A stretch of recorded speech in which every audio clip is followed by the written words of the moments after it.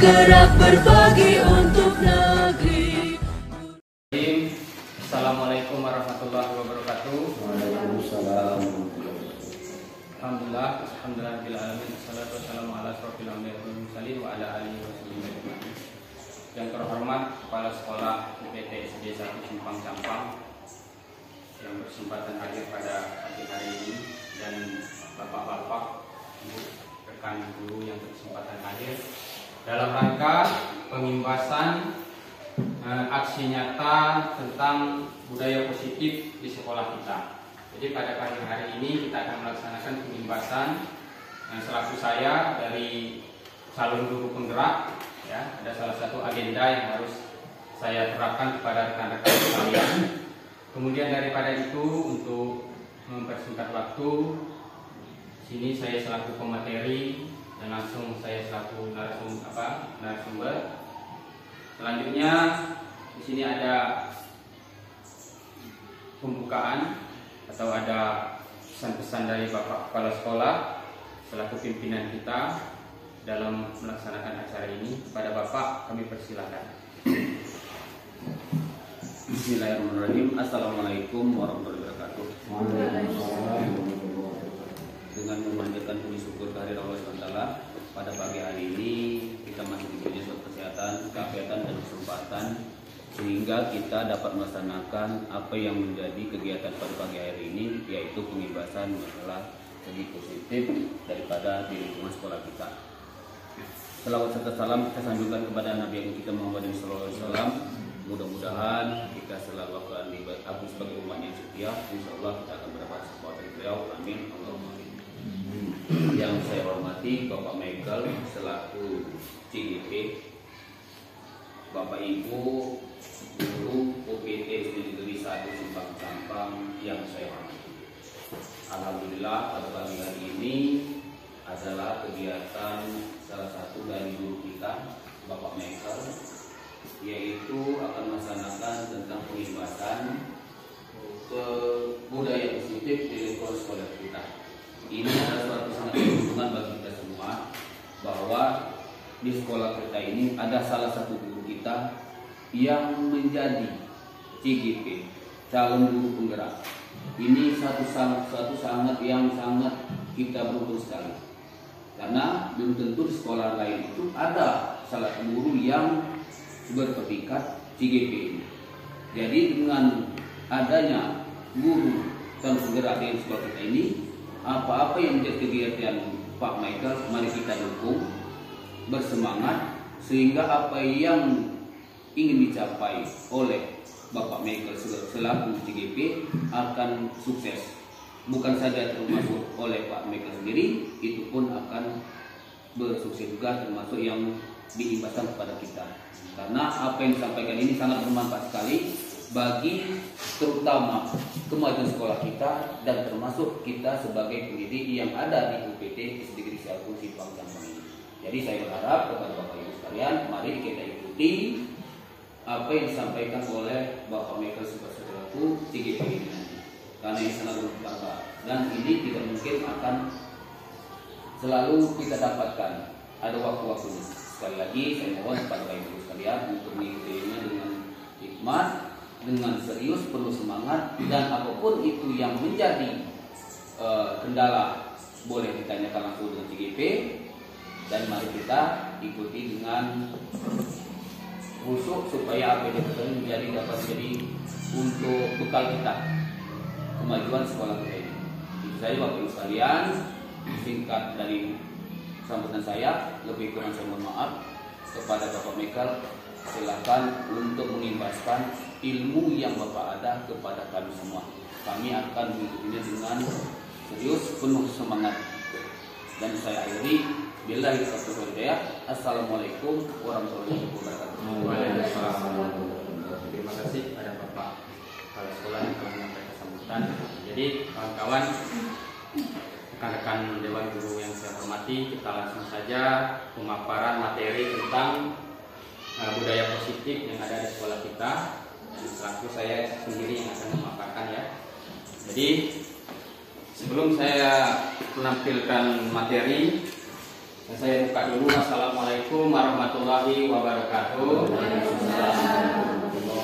Di sini ada tentang apa judulnya, menyebarkan pemahaman dan penerapan budaya positif di lingkungan sekolah.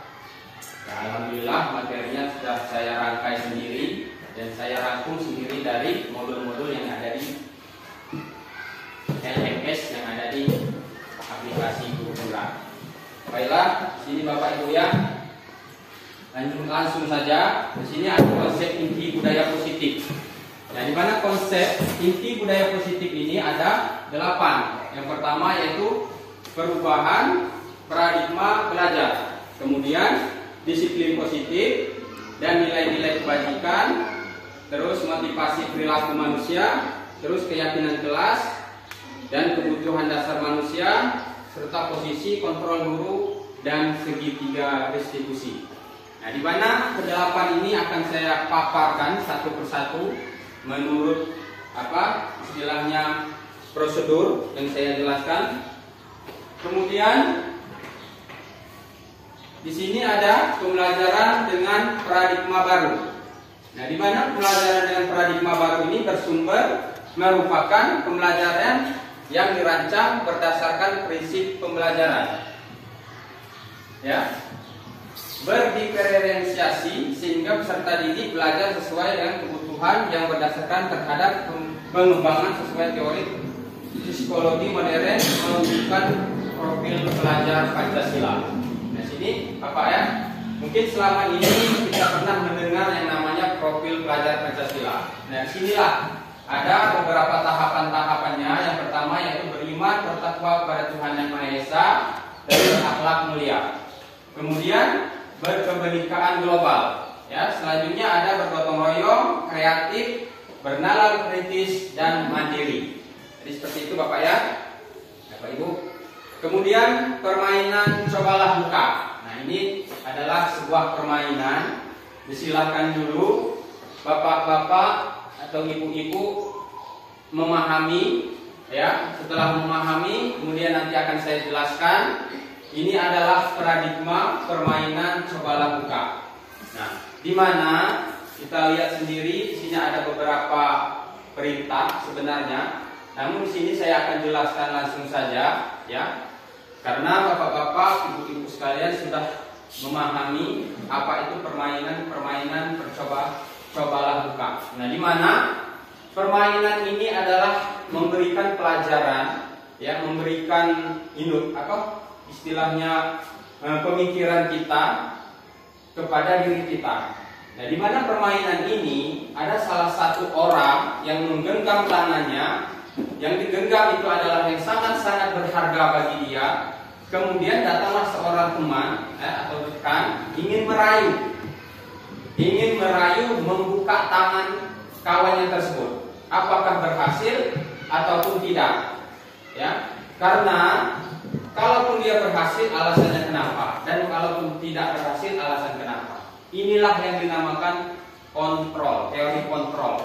Di mana seseorang yang bisa mengontrol dirinya hanyalah kita sendiri, bukan orang lain, bukan siapa-siapa. Meskipun dirayu, kadang-kadang dimarahi ataupun diberi hadiah, ingin membuka tangannya. Namun tergantung di kita, apakah kita bisa membukanya atau tidak. Itu intinya bisa mengontrol diri kita sendiri. Yang bisa mengontrol itu hanyalah diri kita sendiri dan bukan orang lain. Nah, inilah inti dari permainan cobalah buka.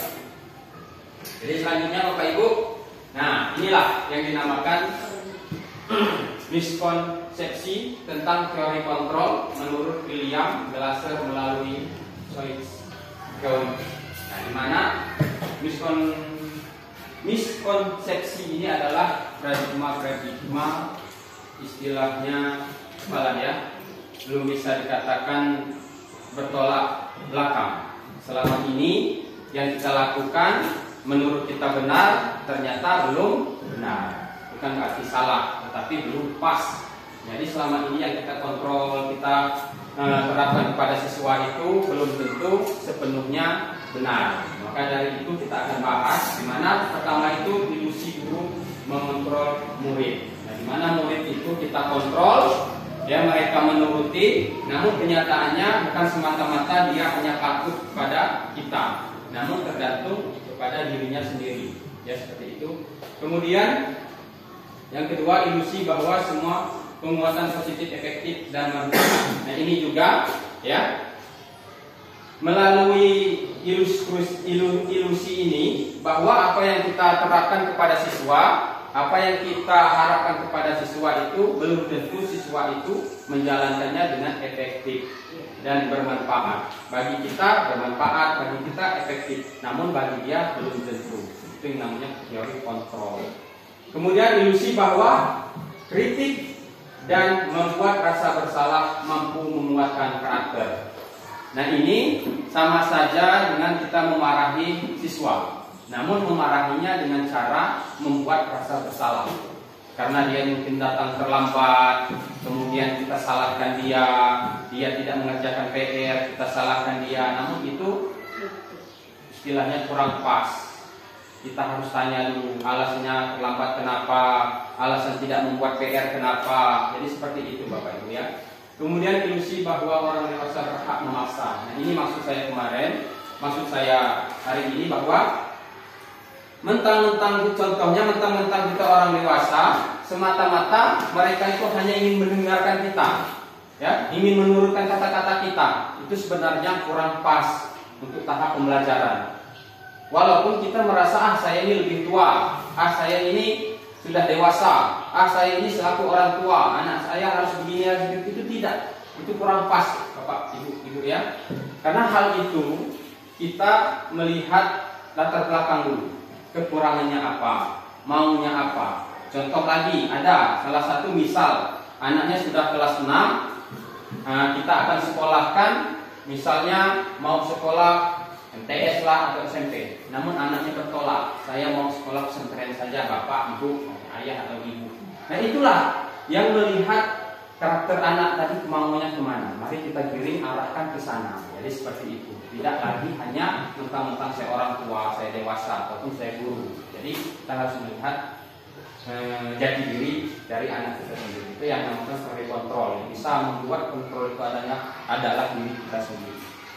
Kemudian ilusi guru mengontrol murid. Nah, di sini ada beberapa tadi ya yang telah saya jelaskan secara singkat tadi. Di sini ada secara penjelasannya secara rinci, di mana pada dasarnya kita tidak dapat memaksa murid untuk berbuat sesuatu jikalau murid tersebut memiliki untuk tidak melakukannya. Jadi kita tidak bisa memaksa kalau mereka tidak mau. Kemudian walaupun tampaknya kita sedang mengontrol perilaku murid tersebut, hal ini karena murid tersebut sedang mengizinkan dirinya dikontrol. Jadi mereka itu intinya mau menuruti, namun hanya dikontrol oleh kita. Setelah kita tidak kontrol, setelah kita tidak suruh, mereka tidak akan mengulangi perbuatannya lagi. Ya, seperti itu. Ini sama di bawah. Kemudian langsung saja. Yang kedua, ilusi bahwa semua penguatan positif, efektif dan bermanfaat. Nah, ini penguatan positif atau rujukan adalah bentuk-bentuk kontrol. Segala usaha untuk mempengaruhi murid agar mengulangi suatu perilaku tertentu adalah suatu usaha untuk mengontrol murid tersebut dalam jangka waktu tertentu.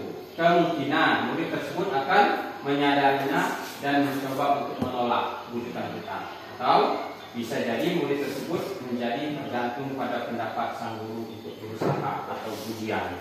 Nah, jadi dengan adanya perilaku-perilaku mereka, kemudian kita kontrol, karena mereka melakukan itu hanya sementara, hanya cuman mengharapkan pujian. Setelah tidak ada pujian, setelah tidak ada tidak ada suruhan atau manjaan, mereka tidak akan melakukan. Jadi seperti itu Bapak Ibu ya.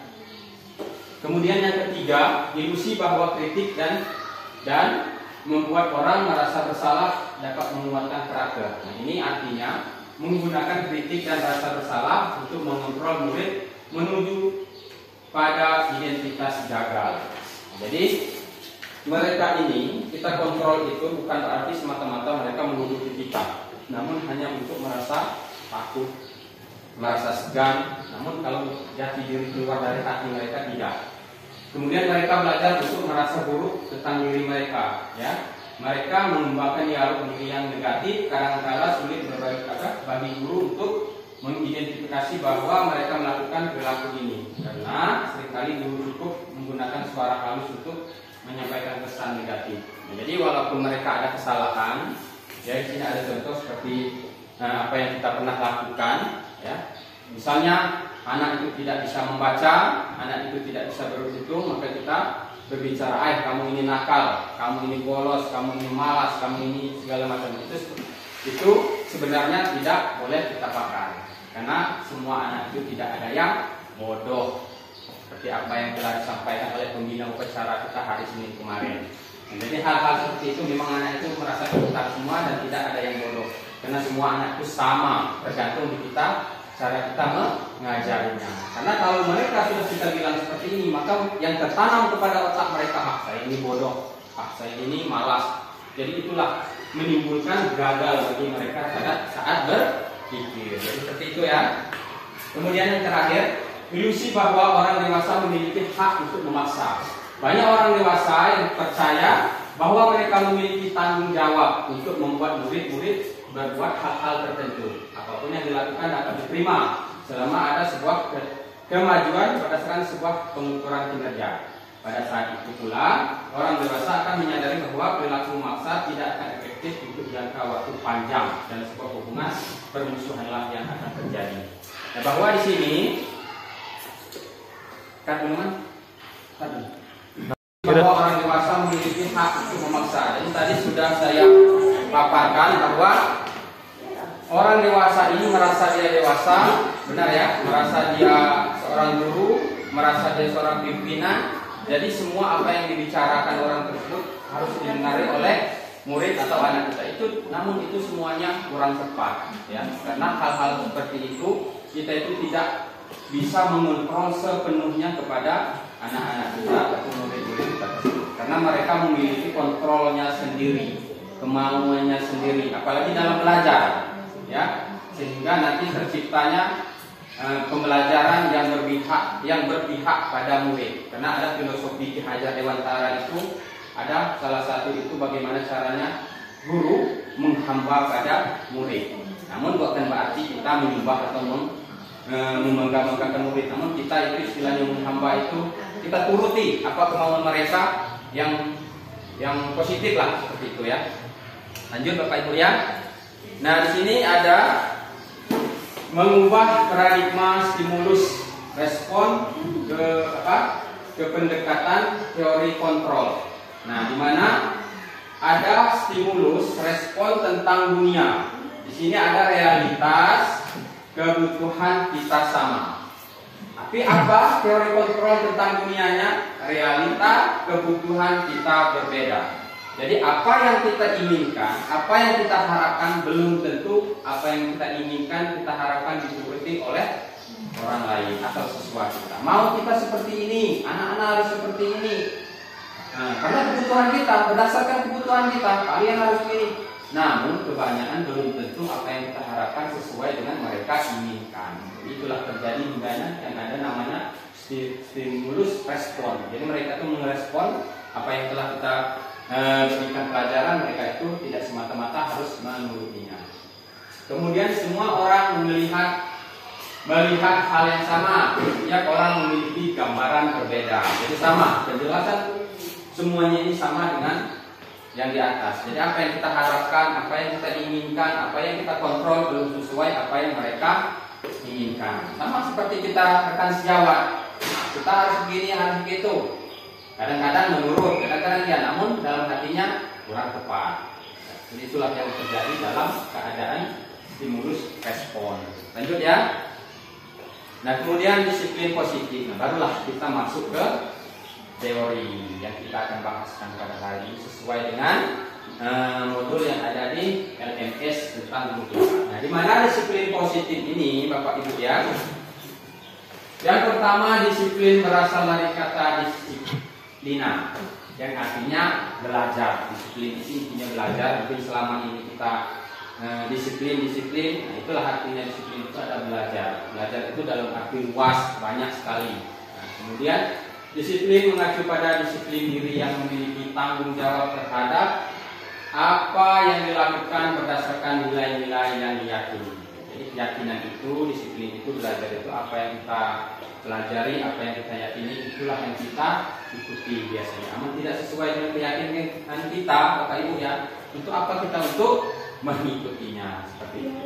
Kemudian disiplin positif merupakan salah satu cara penerapan disiplin yang bertujuan untuk menumbuhkan kesadaran serta memberdayakan peserta didik tanpa imbalan atau persangkaan reward atau ancaman atau hukuman. Jadi selama ini mungkin kita pernah di dalam kelas ada siswa kita yang mendapatkan peringkat 1, peringkat 2 atau mendapatkan istilahnya nilai bagus lah. Maka dari itu kita kasih reward, hadiah. Itu bisa saja terjadi, namun melihat dari situasi dan kondisi. Namun kalau kita melihat ke disiplin positif, itu kurang efektif. Karena apa? Itu banyak sekali istilahnya pandangan buruk terhadap kawan-kawannya yang lain. Mungkin mereka merasa minder ya, mungkin mereka merasa istilahnya tidak mampu. Jadi apa yang telah mereka perbuat itu mereka tidak yakin. Karena katanya, apa saya buat pasti beliau yang dapat, pasti kawanku itu yang mendapatkannya. Jadi ibaratnya prestasi atau motivasi dalam belajar tadi dia kurang, itu dalam pihak positif. Namun kalau hal-hal yang lain kan melihat situasi dan kondisi. Ada juga yang merespon tentang baik, bagaimana caranya saya saja nanti untuk mendapatkan reward. Jadi berlomba-lomba untuk belajar. Itulah yang disiplin positif ini antara kebenaran dan tidak kurang tepat. Kemudian sebagai pendidik, kemudian ketidak adalah menciptakan peserta didik yang memiliki disiplin diri sehingga mereka berperilaku mengacu kepada nilai-nilai kebajikan, asal dan memiliki motivasi intrinsik dalam perubahan perilaku ke arah yang lebih baik. Jadi mereka ini keluar jati diri mereka ini, kontrol dari mereka ini adalah keluar dari intrinsik, dari dalam diri mereka sendiri. Jadi itu ya. Nah kemudian nilai-nilai kebajikan. Nah di mana nilai-nilai kebajikan ini, Bapak Ibu, kita lihat ada 3 kolom. Namun ini merangkai ya. Nah nilai yang disepakati bersama terlepas dari suku, bangsa, agama, bahasa maupun latar belakang. Nah, jadi nilai-nilai ini, nilai kebajikan ini tidak melihat apakah ini agama Islam, apakah ini agama apa, apakah ini budaya apa, atau bagaimana. Jadi mereka tidak melihat dari hal-hal tersebut. Nah, kemudian contoh nilai-nilai kebajikan. Profil pelajar Pancasila. Kemudian lanjut. Nah, di sini ada motivasi perilaku manusia. Nah, di mana motivasi perilaku manusia ini ada 2, yaitu motivasi ekstrinsik dan motivasi intrinsik. Sebelum kita memahami kedua arti tersebut, jadi di sini ada dari motivasi ekstrinsik ini, di mana untuk menghindari ketidaknyamanan hukuman. Nah, jadi ini datangnya dari luar, datangnya dari seorang guru, datangnya dari seorang teman, dari orang tua atau orang-orang yang lain ingin mengontrol diri kita atau memberikan pelajaran kita terhadap murid kita. Nah, jadi mereka menuruti apa yang telah mereka kerjakan hanya untuk menghindari hukuman. Nah, jadi mereka mau, nah ayo bersih-bersih, kita piket di kelas, kita bawa buang sampah. Karena ada suruhan dari kita tadi, maka itulah yang mereka lakukan setiap pagi. Karena ada kita di depan kelas, ayo anak-anak, ayo, gitu kan? Itu kebanyakan mereka lakukan. Sedangkan kalau tidak ada kita tadi, belum tentu pagi-pagi itu mereka mengangkat sampah secara sadar diri, walaupun tidak ada kita. Itu yang dimaksudkan ekstrinsik, hanya untuk menghindari hukuman yang mau mengerjakannya. Tapi kalau kita tidak ada, mereka belum tentu mereka melakukannya. Kemudian yang kedua, untuk mendapatkan imbalan, penghargaan dari orang lain atau pujian tadi. Jadi mereka yang kita suruh itu hanya untuk supaya saya ini baik dipandang guru, supaya saya ini mendapatkan perhatian yang istilahnya yang lebih dari wali kelas saya, maka mereka lakukan. Namun kenyataannya, kalaupun kita tidak ada, mereka tidak akan lakukan. Jadi seperti itu kebanyakan murid-murid, sebagian, ya, seperti itu Bapak Ibu ya. Nah, apa yang kita lakukan? Bagaimana cara kita mendidik anak-anak kita tersebut keluar dari motivasi intrinsik ini sendiri, keluar dari dalam diri mereka, kesadaran mereka sendiri. Sebelum kita suruh, mereka sudah nyapu meskipun dia bukan piket pada hari itu. Sebelum kita memberikan istilahnya hari Senin misalnya, sebelum kita menyuruh mereka baris, mereka sudah baris sendirian, rapi sendirian, menyiapkan diri mereka masing-masing. Jadi seperti itu yang kita harapkan, itu yang keluar dari dalam diri mereka sendiri. Meskipun tidak ada perintah kita, pasti mereka akan lakukan. Itu yang keluar dari dalam diri mereka sendiri. Seperti itu ya, tentang motivasi perilaku manusia. Selanjutnya, setelah itu terjadi, setelah kita memahami ternyata mereka masih saja, Bapak Ibu ya, masih saja mengulanginya, masih saja tidak mengindahkan apa-apa yang kita lakukan, maka dari itu kita mengambil tindakan, yaitu membuat keyakinan kelas. Nah, mana keyakinan kelas ini? Yaitu nilai-nilai kebajikan atau prinsip-prinsip universal yang disepakati secara tersirat dan tersurat, pesan dan tertulis ya. Lepas dari latar belakang suku, negara, bahasa maupun agama, tidak mementingkan agama ini, tidak mementingkan budaya itu, kita semuanya mencakup jadi satu. Kemudian, mengapa keyakinan kelas? Mengapa bukan peraturan kelas? Karena kita kalau di kelas, peraturan kelas 5, peraturan kelas 4 kita tulis, tidak usah membuang sampah sembarangan, tidak boleh ribut, tidak boleh keluar masuk, itu yang dinamakan peraturan kelas. Tapi kalau keyakinan kelas itu lebih spesifik, ya. Tulis apa istilahnya, satu kata, dua kata, tapi artinya luas. Nanti kita akan bahas. Kemudian pembentukan keyakinan kelas. Ini ada beberapa uraian. Yang pertama, keyakinan kelas bersifat lebih abstrak dari peraturan. Jadi dia tuh lebih simpel lah ibaratnya, namun memiliki arti yang luas. Kemudian keyakinan kelas berupa pernyataan-pernyataan universal yang menyeluruh. Terus pernyataan keyakinan kelas senantiasa dibuat dalam bentuk positif, jangan hal-hal yang negatif. Kemudian keyakinan kelas hendaknya tidak terlalu banyak sehingga mudah diingat dan dipahami. Jadi pembuatan keyakinan kelas ini tidak mesti harus sampai 20, sampai 10, tidak perlu. Untuk keyakinan kelas cukup membuat 1, 2, 3 saja, tapi mereka mudah menghafali dan mudah memahami. Kemudian keyakinan kelas sebaiknya sesuatu yang dapat diterapkan di lingkungan tersebut.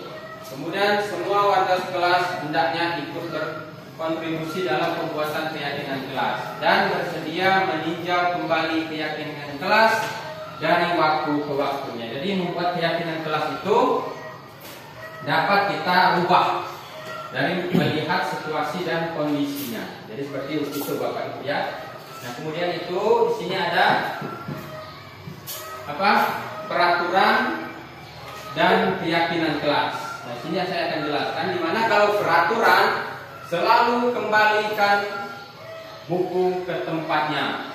Kalau kita membuat keyakinan kelas, berarti itu siswa kita itu harus bertanggung jawab. Kemudian dilarang mengganggu orang lain atau temannya, itu peraturan. Untuk keyakinannya apa? Menghormati orang lain dan diri sendiri. Jadi itu keyakinan antara peraturan ini. Kalau peraturan ini langsung ya menuju pas seperti itu ya. Tapi kalau keyakinan di ini luas cakupannya. Jadi seperti itu. Kemudian hadir di kelas 15 menit sebelum pembelajaran dimulai. Inilah peraturan. Peraturan misalnya ada 10. Tapi kalau dibuat keyakinan hanya menghormati orang lain, komitmen pada tujuan atau berkomitmen. Ya, jadi konsisten untuk belajar 15 menit datang ke sekolah sebelum masuk. Sama untuk Bapak Ibu ya, dilarang melakukan kekerasan, sama, dilarang menggunakan narkoba, bergantian atau menunggu giliran, gunakan masker, itu banyak. Karena keyakinan kelas ini memang tanggung jawab misalnya. Memang kalau keyakinan kelas ini cuma tanggung jawab, tapi dia memiliki arti. Salah satunya ini tadi, selalu kembalikan buku ke tempatnya. Terus tanggung jawab yang lain apa? Nah, setiap piket harus datang lebih awal, nah, itu termasuk tanggung jawab. Kemudian menjaga barang-barang di kelas jangan sampai rusak ataupun hilang, masuk ke tanggung jawab. Kalau peraturan tadi kan banyak seperti itu. Ya Bapak Ibu ya. Lanjut. Di sini ada saya membuat keyakinan kelas, ada beberapa dokumentasi yang saya ambil. Nah, di mana ini adalah proses pembuatan keyakinan kelas. Jadi anak-anak tersebut itu sebelum mereka membuat keyakinan dan peraturan kelas, kita lebih dahulu berkomunikasi dulu dengan siswa, mengarahkan, ya, terus membantu, membimbing mereka sehingga mereka ingin membuat keyakinan dan peraturan kelas. Kemudian setelah mereka kita buatkan mandiri, kemudian kita mendampingi. Oh ternyata inilah salah, nah ini bukan di sini tempatnya, tanggung jawab ini begini begitu. Nah alhamdulillah terciptalah keyakinan kelas yang efektif, sehingga apa yang telah mereka buat, apa yang telah mereka setujui, mereka akan turuti. Kemudian setelah membuat ini, setelah mereka kesepakatan apa yang telah mereka buat, kemudian kita melakukan pemantapan, ya, pemantapan keyakinan kelas. Di mana pemantapan ini setelah mereka buat, kemudian kita mantapkan di kelas. Nah mungkin selama ini saya juga pribadi ya Bapak Ibu ya, di kelas saya itu mungkin belumlah seberapa menerapkan hal seperti ini. Namun bagaimana caranya? Dari hasil pemimbasan ini, baik saya ataupun rekan-rekan guru yang lainnya, bagaimana caranya untuk semester depan kita terapkan hal-hal seperti ini. Jadi kita membuat peraturan kelas itu, kita itu jangan asal buat tiba-tiba tampal, nah ini peraturan kita ya, nah ini keyakinan kita ya. Itu tidak, kita harus membuat kolaborasi dulu dengan teman-teman anak-anak kelas kita. Nah, sekarang kita mau membuat keyakinan kelas. Nah, kira-kira apa yang kita sepakati? Jadi keluar dari mereka sendiri. Jadi meskipun mereka melanggar, kita punya, ibaratnya sekarang punya senjata. Nah kan kamu yang membuatnya sendiri. Nah kan kesepakatan kita bersama. Kalau kita membuatnya sendiri, kalau mereka melanggar, kalau mereka menjawab, kami tidak setuju dengan peraturan Bapak Ibu, nah, apa yang kita harus perbuat? Kita merasa, oh iya ya, maka itulah yang kita lakukan untuk membuatnya. Kita diskusi dulu sama murid-murid, apa yang mau kita aturan dalam kelas ini. Semoga dari pemimbasan ini dapat kita terapkan di semester yang akan datang. Itu wajib nanti. Nanti minta tolong nanti sama Pak Iman atau guru yang lain atau TU, bagian administrasi, bagaimana peraturan kelas itu kita terapkan. Jadi meskipun istilahnya cuma pajangan, namun di situ ada lah 2 atau lebih siswa membaca dan mengikuti peraturan kelas. Setelah pemantapan keyakinan kelas, setelah membuat tadi rencana, kemudian pembimbingan, dan akhirnya menjadi pemantapan. Apa guna pemantapan ini? Nah inilah yang akan menjadi tolak ukur kita. Bagaimana caranya kita menampilkan di dalam kelas, baik keyakinan, baik itu peraturan. Ini tulisnya kurang. Ini kan keyakinan kelas. Nah keyakinan kelasnya ada 3: bertanggung jawab, disiplin, dan saling menghargai. Nah kemudian bertanggung jawab ini apa saja isinya? Di sini mereka tulis. Nah, setelah mereka tulis, pemantapan baru kita ketik. Kalau di kawan-kawan yang ada, saya lihat videonya itu Bapak Ibu ya, dibuat poster. Dibuat posternya disiplin positif. Namanya anaknya nanti. Pemanfaatan keyakinan kelas, peraturan kelas itu nanti. Semoga kita bertahap ke depannya. Inilah setelah saya membuat rencana, kemudian pemantapan. Lanjut, di sini ada kebutuhan dasar manusia. Kebutuhan dasar manusia adalah segala sesuatu yang kita lakukan untuk mendapatkan apa yang kita inginkan. Apa artinya? Yang pertama yaitu bertahan hidup. Yang kedua kasih sayang dan rasa diterima. Nah kemudian kemuasaan, kemudian kesenangan dan kebebasan. Nah contohnya di sini, bertahan hidup, makan, pakaian, tempat tinggal, keamanan, dan kesehatan. Di sini contohnya misalnya ada anak-anak kita ya istilahnya berantem ya, berebut, mungkin berebut istilahnya apalah, makanan atau pakaian mereka yang mereka rebutkan. Jadi kita tanya, kenapa nak kamu merebut makanan si A? Kok dia sampai nangis? Nah, dia bilang, Bu, saya kelaparan, saya tidak sarapan, saya tidak bawa jajan. Berarti larinya ke bertahan hidup. Karena perutnya tadi sakit, maka dia rampas. Namun kalau dia ada punya alasan lain, cuma iseng lah Bu, Pak, aku cuma iseng aja, aku main-main saja, tapi kawan itu menangis. Berarti tadi bukan ke bertahan hidup, dia cuma apa? Atau kesenangan, humor ya, dia bermain tadi, jadi cuma kesenangan saja, namun menimbulkan hal yang negatif kepada orang lain. Nah, begitu juga kasih sayang. Nangis, anak main-main di depan kita, ya, terus mau mencari perhatian. Oh, anak ini kenapa kok main di depan TU terus? Orang tua ini tiba-tiba masuk dalam TU, keluar lagi. Ternyata apa yang sering kita lakukan? Keluar. Terus ribut di sini. Nah, kan? Sering seperti itu. Namun apa yang kita perhatikan kalau kita panggil mereka itu ternyata butuh kasih sayang. Kenapa nak kamu main di dalam di depan kelas? Nah, mereka bilang, tidak Bu, cuma ini. Ternyata mereka butuh kasih sayang. Terus harga diri, keinginan untuk dianggap, memimpin, prestasi, diakui itu banyak. Itu berdasarkan perilaku mereka di dalam kelas.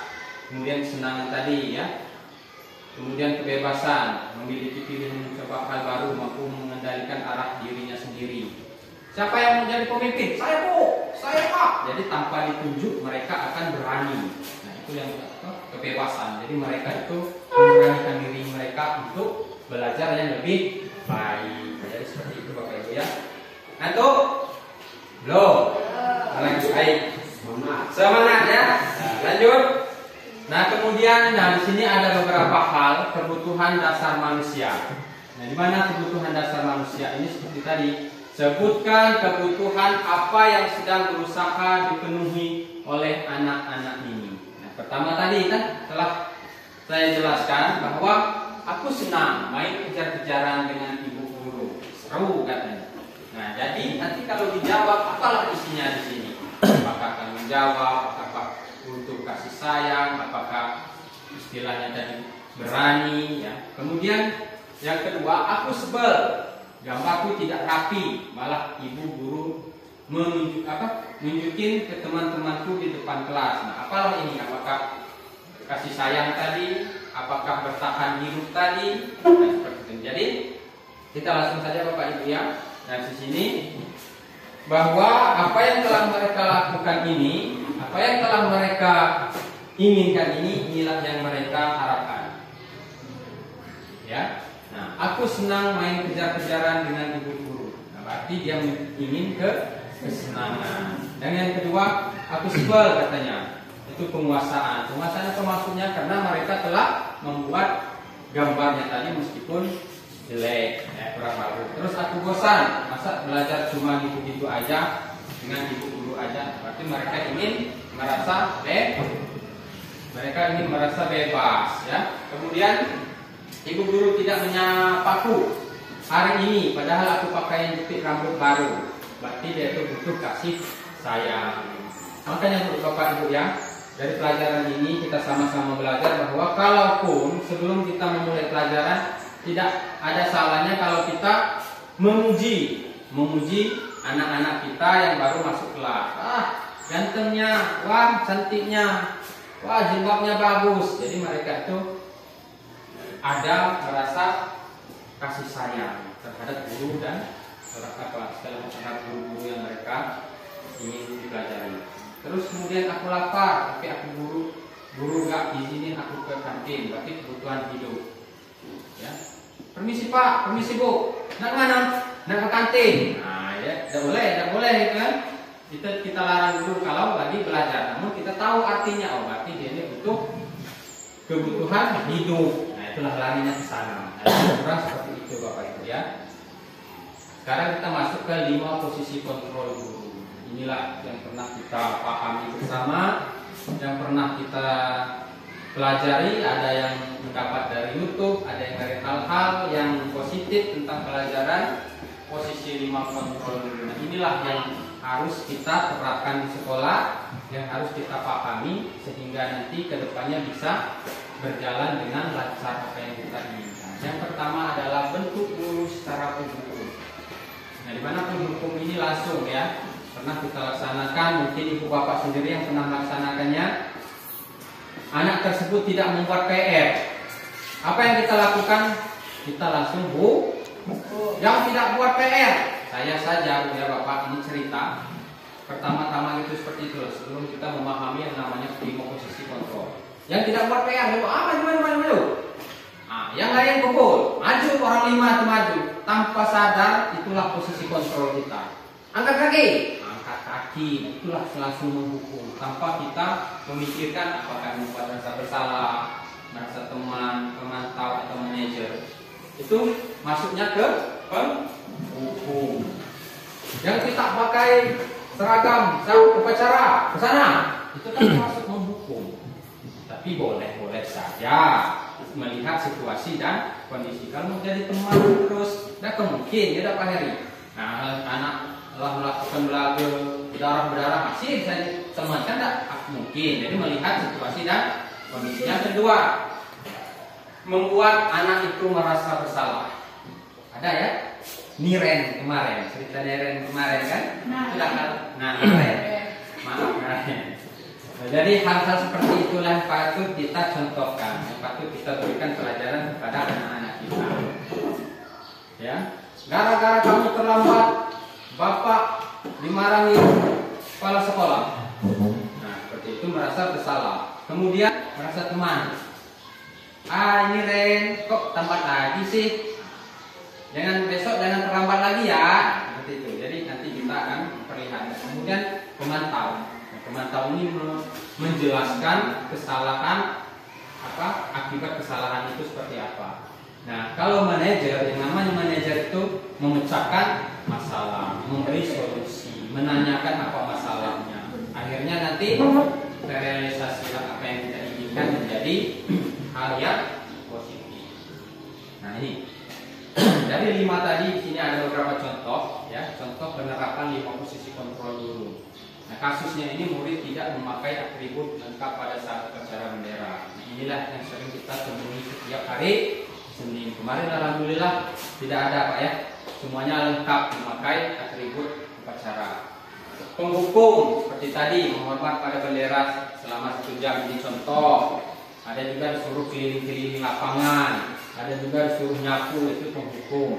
Kemudian membuat rasa bersalah, beberapa kali ibu bapak harus memberitahu kamu, tapi dengan nada yang lembut, ya. Jadi seolah-olah dia yang melanggar peraturan, dia yang salah. Jadi mereka selalu merasa bersalah. Kemudian teman, ayo dong ikuti aturan sekolah, tolong bantu ibu bapak. Ya, sekali ini saja, mungkin seperti itu ya Bapak Ibu ya, cara kita melakukan siswa kita kalau itu kontrolnya tentang merasa seperti teman. Terus pemantau, ini ada contohnya, kata-katanya kamu sudah melanggar peraturan sekolah, kamu tahu konsekuensinya apa. Berarti kita melihat menjelaskan peraturan sekolah itu tentang hukumannya, apa yang mereka lakukan, apa yang mereka langgari. Tak terlambat 30 menit masuk kelas, berarti dia 30 menit ke depan jangan dulu istirahat. Itu kalau kita melihat dari pemantau. Kemudian manajer, nah ini yang sering kita lakukan dan kita terapkan. Semoga-moganya ke depan kita selalu manajer. Apakah kamu tahu salahmu apa, salahmu kenapa? Kemudian bagaimana kamu memperbaikinya kesalahanmu. Jadi apa yang telah mereka lakukan kita memberi solusinya sehingga mereka tidak terlambat lagi. Mudah-mudahan. Jadi inilah Bapak Ibu ya, contoh penerapan 5 posisi kontrol guru yang harus kita pelajari dan kita terapkan di sekolah. Nah, di sini ada kemarin yang telah kita ini ada video yang akan kita tampilkan. Jadi tidak apa-apa ya Bu ya, kita nonton dulu sebentar.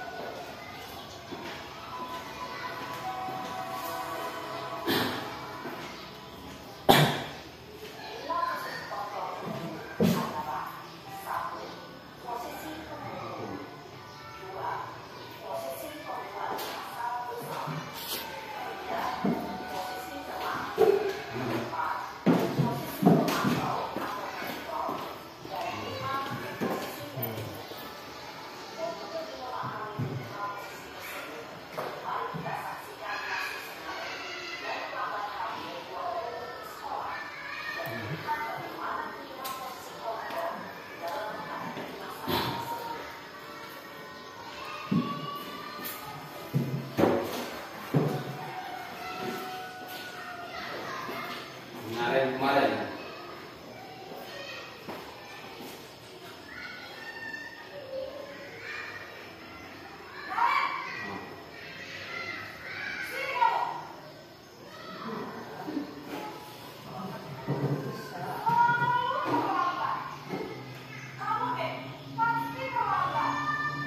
Ini posisi menghukum.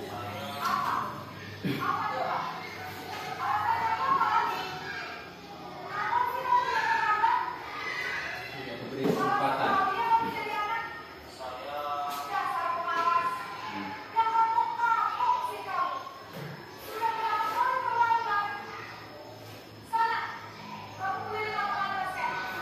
Nah, itu langsung menghukum dari saat ini. Jadi tentang terlambat langsung diberi hukuman. Iya, tidak boleh. Kurang tepat.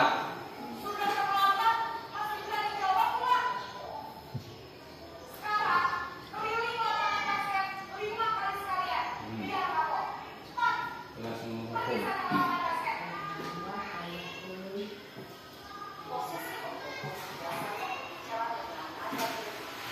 Marah.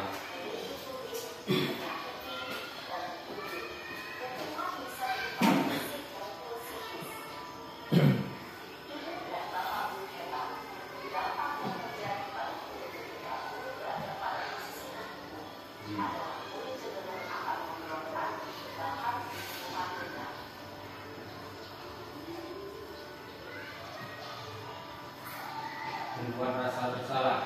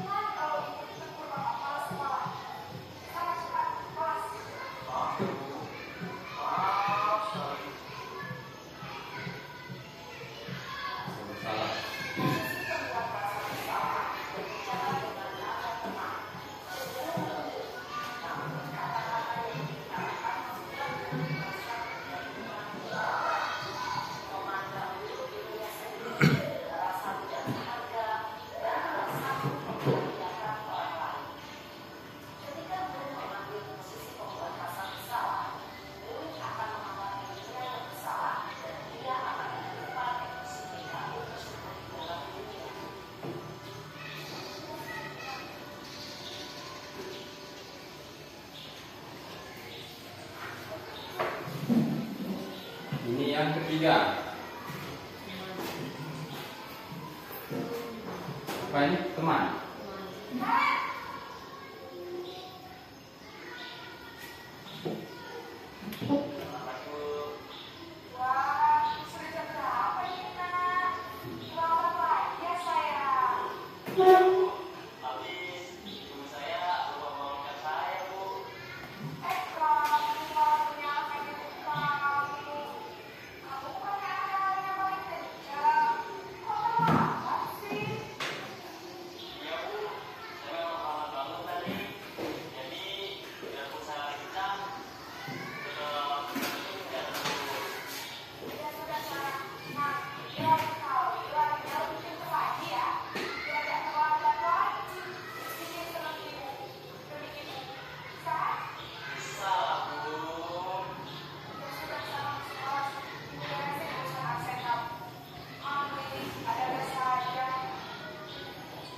Ini seorang teman.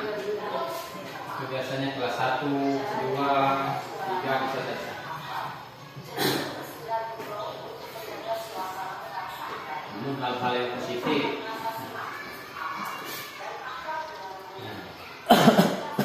Senang dia rasanya.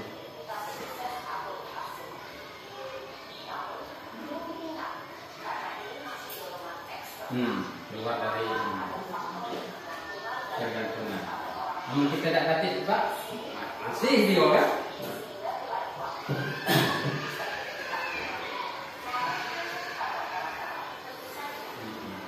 Wali kelasnya saja dia dulu. Ini posisi pemantau, pemonitor. Dia cuma berbicara.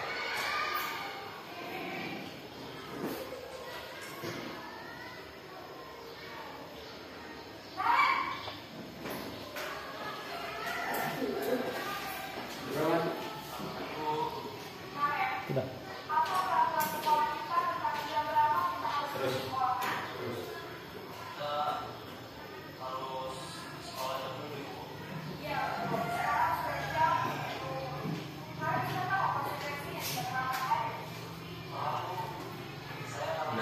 Jadi itulah Bapak Ibu ya, tentang 5 posisi kontrol yang kita telah tonton tadi, dan yang terakhir tadi manajer. Manajer itu kita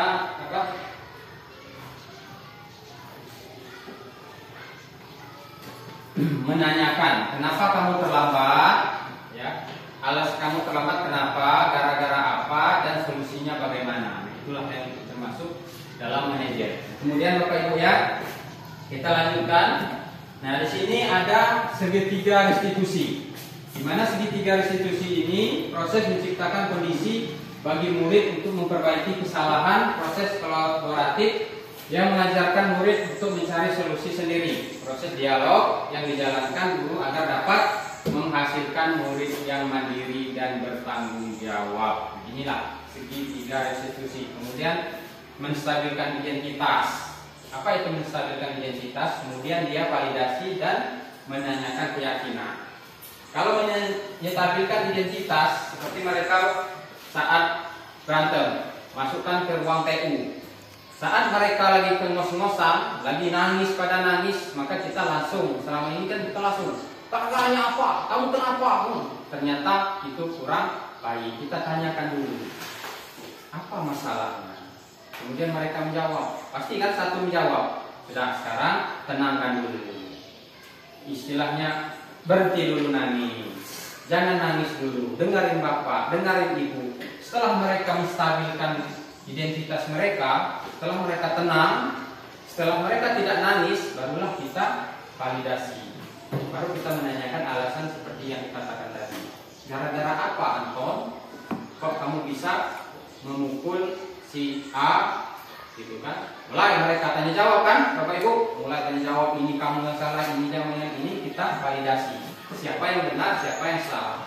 Setelah kita mengetahui, barulah kita meyakinkan kelas. Apa meyakinkan kelas? Kita masuk lagi ke posisi keyakinan kelas dan peraturan kelas atau peraturan sekolah. Jadi masih mereka ini berhubungan balik lagi ke peraturan kelas, karena kita kan judul kita budaya positif. Apakah ini keyakinan masuk dalam peraturan kelas kamu? Apakah gara-gara kalian berdua berantem, apakah masuk dalam keyakinan kelas kalian berdua? Tidak Pak, tidak Bu, salah Pak. Berarti apa yang kalian langgar? Mulai dia disiplin Pak. Berarti disiplin tadi, oh ternyata masuk ke keyakinan kelas. Oh Pak, ini misalnya melanggar tadi apa? Gara-gara si ini, gara-gara itu, makanya aku marah. Berarti dia peraturannya apa? Pulang ke tidak menghormati teman. Jadi masih ada kaitan mereka ini kebaikan keterkaitan ke peraturan dan keyakinan kelas. Nah setelah ini Bapak Ibu ya, nah inilah segitiga restitusi tadi yang telah saya jelaskan. Ya, menstabilkan identitas itu. Nah, berbuat salah itu wajar. Kita menguji. Ya tidak ada manusia yang sempurna.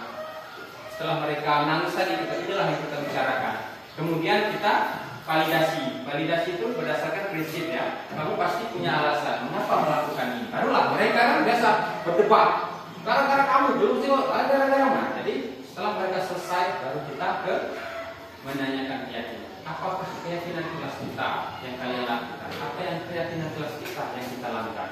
Oh, ternyata balik lagi ke peraturan kelas atau peraturan ke sekolah. Kamu ingin menjadi orang yang seperti apa? Ini masuk ke keyakinan kelas. Jadi seperti itu Bapak Ibu ya. Nah, di sini ada video. Ini Naren versi kita. Nah, ini di mana Naren ini terlambat sekolah. Terlambat sekolah, maka seorang gurunya menghukum, mengambil salah satu 5 kontrol tadi. Apa itu 5 kontrolnya itu? Yaitu tentang manajer tadi. Bukan penghukum, bukan pemantau, melainkan dia seorang manajer. Dia memanggil dia, siswanya menanyakan, kenapa terlambat sekolah? Kemudian gara-gara apa? Kemudian solusinya. Setelah solusinya, baru kita masuk ke keyakinan kelas. Pelanggaran apa yang telah kamu langgar, Fahri? Mulai ya. Disiplin, Pak. Apa? Itu keyakinan kelas. Tapi kalau peraturannya apa? Datang terlambat, Pak. Tidak tepat waktu. Nah, itu balik lagi ke peraturan kelas kita. Nah, jadi itulah Bapak Ibu ya, tentang keyakinan kelas kita, tentang keyakinan 5 kontrol yang harus kita jalani. Nah, selesai. Nah, mungkin Bapak Ibu ya, hanya inilah yang bisa saya sampaikan tentang keyakinan budaya positif di kelas kita, di sekolah kita. Semoga kedepannya apa yang telah saya imbaskan kepada teman-teman rekan-rekan sekalian bisa ada manfaatnya dan dapat diterapkan ke anak didik kita. Mungkin kedepannya mungkin ada acara-acara lagi seperti ini. Marilah kita bersama-sama memahaminya, karena kita sama-sama belajar. Saya juga belajar, Bapak Ibu juga belajar. Apa yang telah saya dapatkan kemudian saya imbaskan kepada teman-teman sekalian. Menambah energi kita, teman-teman. Biar bisa tidak masuk ngantuk, maka kita tepuk semangat dulu. Tepuk semangat. Semangat. Semangat. Semangat.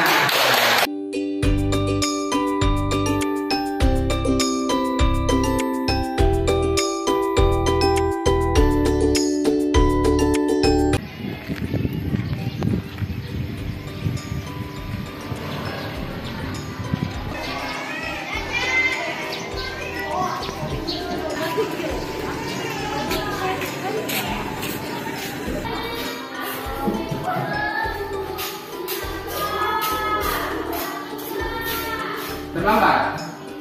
Fahri, tadi Bapak lihat kamu datang terlambat ke sekolah. Kenapa, Fahri? Ya, Pak. Datang terlambat? Ya. Oke, coba ingat. Sudah berapa kali kamu datang terlambat? Sudah 3 kali, Pak. Sudah 3 kali? Banyak sekali kalau sudah 3 kali. Sering terlambat itu suatu kesalahan apa bukan? Iya, Pak. Kesalahan ya? Ya.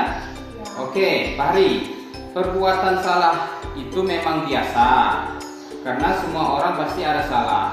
Dan terpenting kita dapat belajar supaya tidak salah lagi. Jadi dari kesalahan tersebut kamu berusaha untuk memperbaikinya. Setuju? Iya, Pak. Setuju ya? Ya. Kita cari solusinya bersama. Fahri, sering datang terlambat Sering datang terlambat itu kenapa? Alasan kamu kenapa sering datang terlambat? Saya bermain HP dan bergadang, Pak. Makanya saya telat. Oh, kamu kalau telat itu sering bermain HP dan bergadang. Oke, kamu tahu tidak keyakinan kelas yang seperti apa yang sudah kita sepakati? Tahu, Pak. Tahu ya? Oke, kalau datang terlambat itu sesuatu tidak dengan kesepakatan. Sesuai tidak dengan kesepakatan kelas kita? Tidak, Pak. Tidak ya? menurut kamu keyakinan kelas yang telah kamu langgar itu seperti apa? Melanggar disiplin, Pak. Oh, berarti kesalahan kamu yang datang terlambat itu melanggar disiplin. Oke, betul. Menurut kamu disiplin itu penting tidak untuk kamu sehingga kamu tidak datang terlambat? Penting, Pak. Penting ya. Nah, jadi kalau menurut kamu penting, mulai dari sekarang tidak mau Bapak lihat kamu terlambat lagi ya. Ya, Pak. Saya mohon maaf, Pak, karena sering terlambat. Saya berjanji tidak akan mengulanginya lagi. Ya, oke. Jadi sikap yang baik akan telah kamu lakukan ya untuk meminta maaf. Menurut kamu apa ya kamu harus lakukan agar kamu tidak datang terlambat lagi? Saya tidak akan bermain HP lagi dan tidur lebih awal sehingga tidak terlambat lagi ke sekolah. Oke, jadi kamu sudah berjanji bahwa kamu tidak akan bermain HP lagi dan tidur terlalu malam. Baik, Fahri, ya kamu sudah menemukan solusinya. Bapak akan bekerja sama dengan orang tua kamu agar kamu tidak datang terlambat lagi ke sekolah, ya. Karena kalau kita sering terlambat ke sekolah, maka kita banyak sekali tertinggal mata pelajaran. Kamu paham ya? Paham, Pak. Oke, sekarang silahkan balik ke kelas ya. Jangan diulang lagi terlambatnya ya. Ya, Pak. Ya, silakan. Oke.